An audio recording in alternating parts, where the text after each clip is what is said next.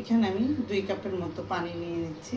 এখানে বিট লবণ নিয়েছি নর্মাল যে লবণটা সেটা, আর নিয়ে নিচ্ছি হালকা একটু অল্প করে একটু সুগার। এটা নিয়ে ভালো করে নেড়ে নেব। নেড়ে আমি ঠান্ডা ঠান্ডা হালকা হালকা টক একটা শরবত রেসিপি বানাচ্ছি। এটা খেতে খুবই ভালো লাগে। এই গরমে প্রাণটা একদম জুড়িয়ে যাবে আমার মতো যদি করে খেতে পারেন। তাহলে পানির পিপাসা লেবুতে দূর হয়। এর জন্য লেবুর শরবতটা আমি সবসময় প্রিফার করি। হ্যাঁ, তারপরে এটার মধ্যে আপনি ইসুপ গুড়, দুধ, যে কোনো কিছুই মিক্সড করতে পারেন, সেটা ট্যাঙ্কিং বা অন্য কিছু। তো যাই হোক, আমি এটা একদম অল্প করে দেখিয়ে দিচ্ছি।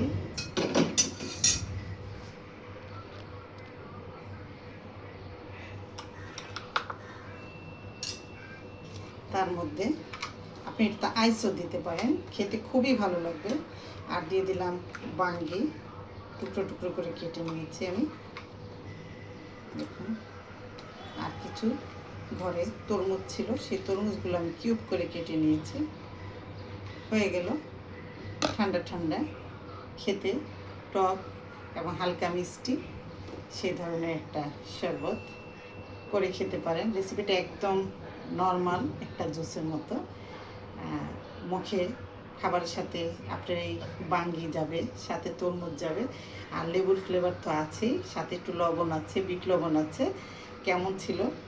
যদি ভালো লাগে থাকে অবশ্যই জানাবেন এবং করে খাবেন। খেতে কিন্তু দারুণ লাগে। আর যদি আপনারা ঠান্ডা খেতে চান তাহলে একটু আইস দিয়ে নেবেন। আজকে এই পর্যন্তই। আবার অন্য কোনো একটা রেসিপি নিয়ে আপনাদের মাঝে হাজির হয়ে যাব। আজকে এই পর্যন্ত। আল্লাহ হাফেজ।